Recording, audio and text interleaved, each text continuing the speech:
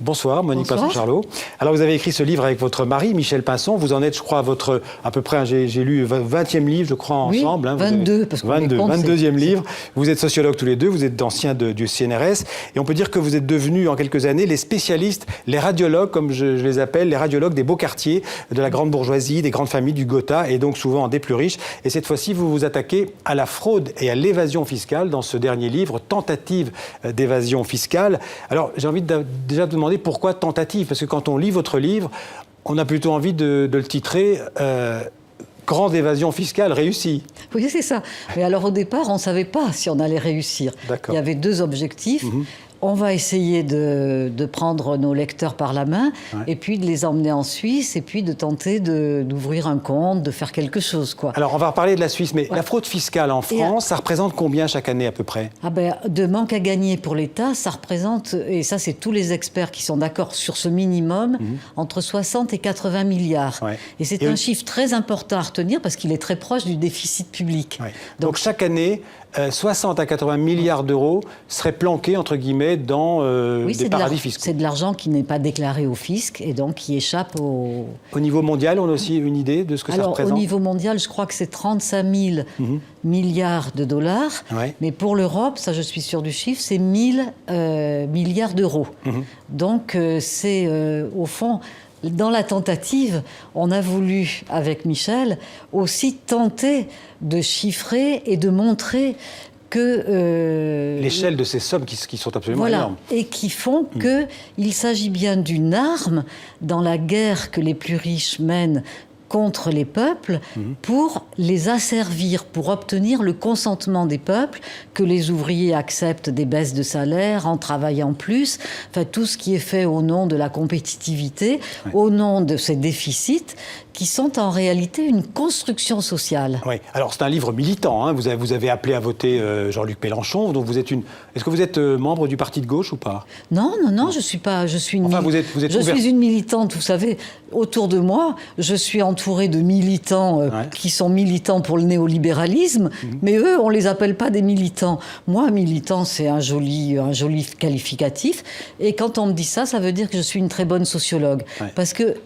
Imaginez-vous, vous êtes payé par le contribuable comme chercheur au CNRS en sociologie, dans une société terriblement inégalitaire et terriblement violente dans les rapports de classe, et vous diriez que tout va bien, et vous ne feriez pas votre boulot? Non, j'ai fait mon travail de sociologue, c'est tout. Alors, vous avez cité vous-même la Suisse, et la première enquête de votre livre vous a emmené en Suisse.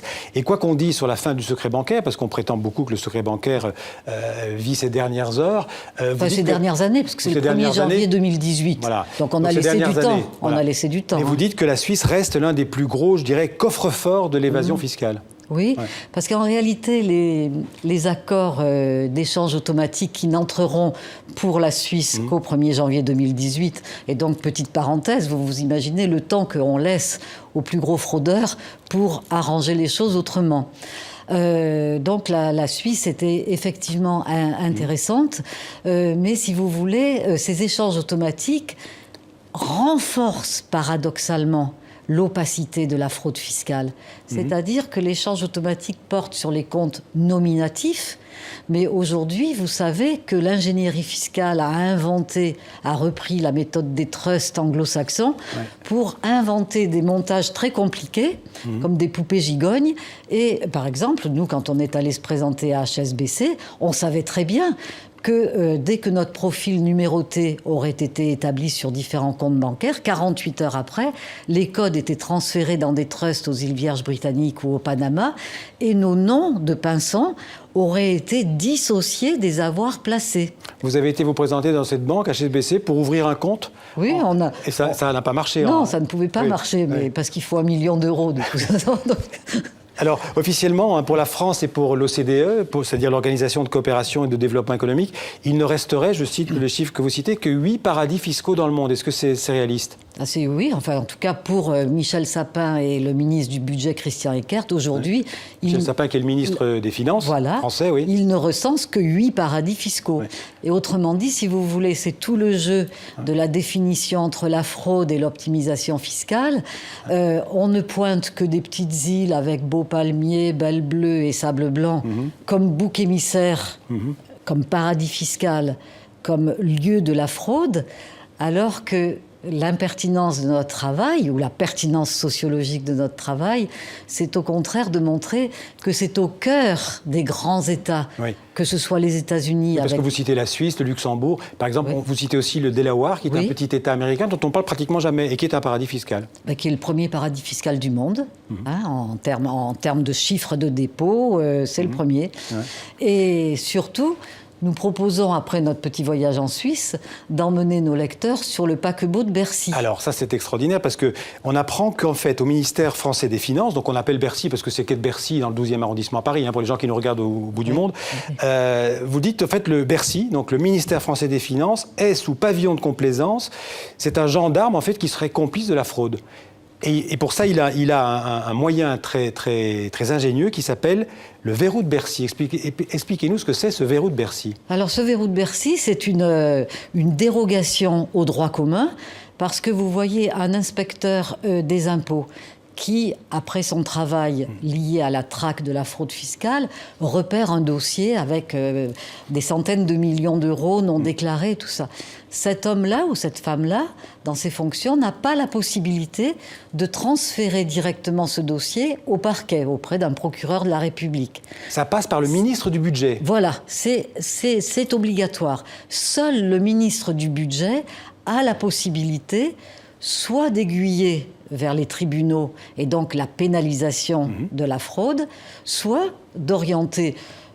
Autrefois, c'était directement dans le cabinet du ministre. Et puis maintenant, grâce aux lanceurs d'alerte et grâce à ces échanges automatiques d'informations qui ont foutu la pression sur les plus gros fraudeurs, ils ont instauré une gestion de crise avec des cellules de repentance. D'accord. Alors là, et donc en France, quand même, il faut, pour que les gens comprennent bien, il y a le ministre le ministre du Budget a le pouvoir de dire tel dossier, on va le poursuivre au pénal, ou tel dossier, on va s'arranger entre nous. Alors c'est un tout petit peu plus compliqué parce qu'il faut quand même que ce soit... Ça passe devant une commission. Voilà, que ce soit légalisé. Mais si vous voulez, le ministre du Budget, c'est le chef de gare, et il décide, soit j'oriente vers les cellules de repentance, soit j'oriente vers la commission des infractions fiscales, sachant que cette commission des infractions fiscales qui a été créée par une loi le 29 décembre, à un moment où tout le monde pensait à la dinde au marron, 1977, envoie au pénal, au correctionnel, 9 dossiers sur 10. Donc s'il envoie sur la CIF, c'est à peu près sûr que ça finira au tribunal. Tandis que dans les cellules de repentance, quel que soit le montant de la fraude, vous repentez, vous passez de fraudeur au statut de repenti, on vous donne quelques amendes en prière. J'allais vous demander, est-ce que ça marche, ces cellules de repentance? Est-ce que ça rapporte de l'argent à l'État? Alors, bien sûr, Michel Sapin fait cocorico avec ces 2 milliards d'euros qui rentrent dans les caisses de l'État, mais comme il ne donne pas le montant des fraudes, évidemment, moi, en tout cas...